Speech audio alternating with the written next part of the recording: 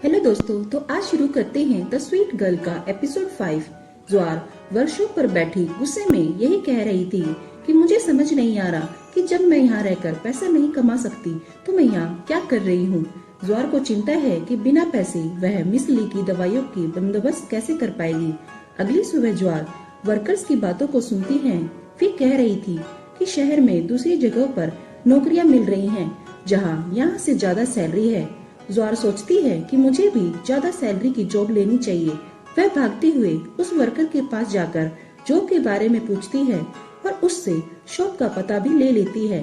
दूसरी तरफ मिसेस चा एक वर्कशॉप के मालिक से मिलने के लिए जाती है और उसकी शॉप को खरीदने की बात कहती है। वह मालिक कहता है कि यह मेरे पूर्वजों की दुकान है, मैं इसे नहीं बेच सकता। ज्वार भी पते को ढूंढते हुए उसी वर्कशॉप पर पहुंच जाती है जहां मिसेस चा पहुंची हुई हैं। ज्वार से मिलने वर्कशॉप का मालिक बाहर आता है। वह मैनेजर लू को जॉब मांगता देखकर बहुत हैरान हो जाता है।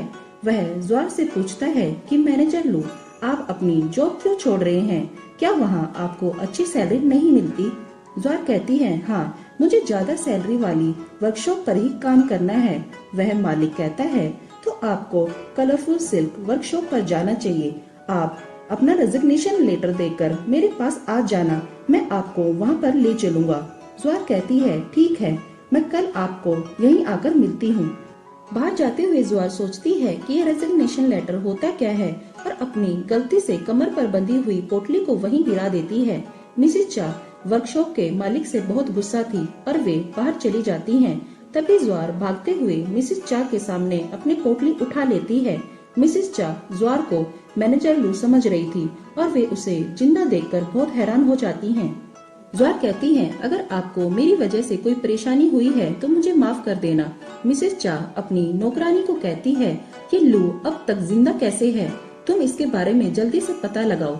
वर्कशॉप पर जाकर ज्वार रेजिग्नेशन लेटर लिखने की कोशिश करती है पर उसके हाथों में चोट थी और वह रेजिग्नेशन लेटर के बारे में जानती भी नहीं थी। तभी एक वर्कर आकर ज्वार को बताती है कि आपसे मिलने के लिए पीजॉय आ रहे हैं। ज्वार कहती है, मुझे उससे अभी नहीं मिलना, तुम उसे यहाँ से भगा दो। तभी वहाँ पीजॉय आकर कहता है, मैनेजर लू, आप तो मुझे डिजाइन बनाना सिखाने वाली थी।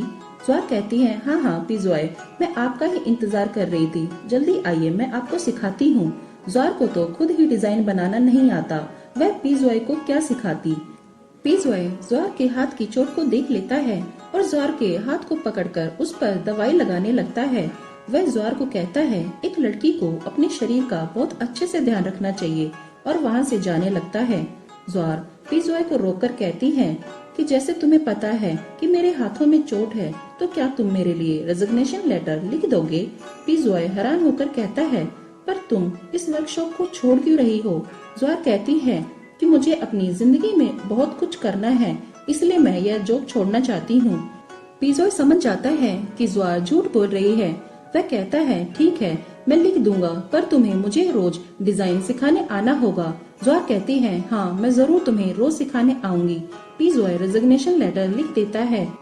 उस लेटर को लेकर ज्वार लुओ के ऑफिस में जाती है और मेज पर रखकर लुओ को साइन करने को कहती है। लुओ लेटर को देखकर घबरा जाता है और समझ जाता है कि उसके मैनेजर लू की सैलरी काटने की सजा से वह जॉब छोड़ रही हैं।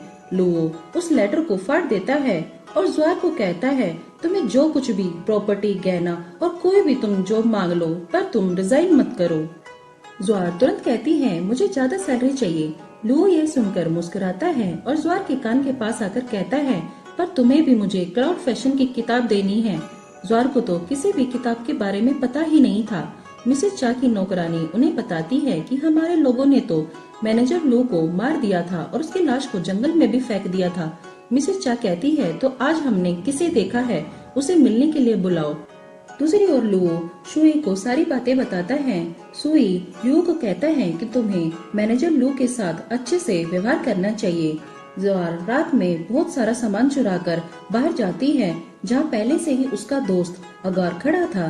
अगर कहता है, ज्वार अब तुम्हें यहाँ से चले जाना चाहिए, तुम्हें यहाँ रुके काफी दिन हो चुके हैं। ज्वार कहती है, पर मुझे अभी और भी पैसा कमाना है। अगर सारा सामान लेकर वहाँ से चला जाता है तभी कोई पीछे से आकर ज्वार को बोरी में डाल लेता है और उसे किडनैप कर लेता है। जब ज्वार को होश आता है तो वह बोरी से निकलकर चिल्लाने लगती है और आगे जाने पर वह देखती है कि कुछ वर्कर अपने हाथों में कपड़े लिए खड़े हैं। जब वह उन्हें देखती है तो वह सब छोटे से बड़े बच्चों के कपड़े थे। तभी वहाँ लुओ आ जाता है। ज्वार उसे देखकर बहुत हैरान हो जाती है। लुओ कहता है, हैप्पी बर्थडे।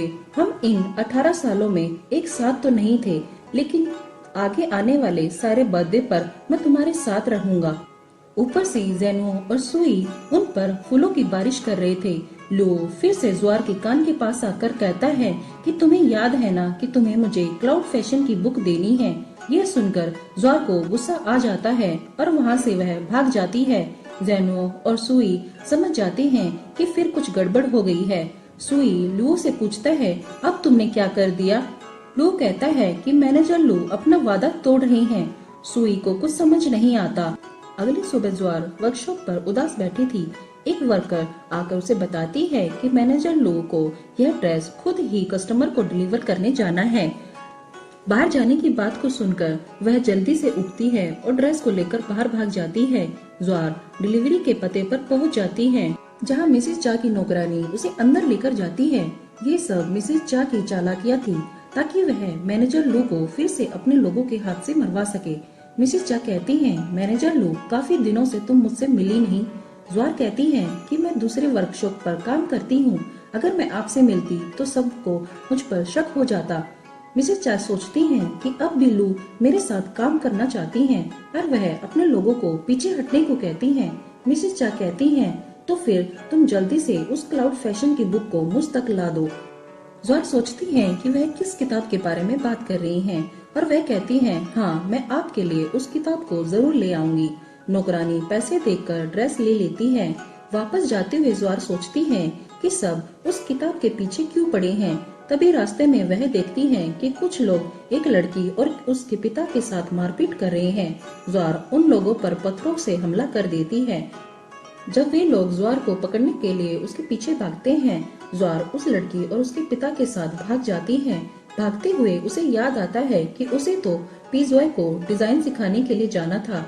वह भागते भागते पीजॉय के पास वर्कशॉप पर पहुंचती है और पीजॉय को कहती है कि कहीं मैं ज्यादा लेट तो नहीं हो गई।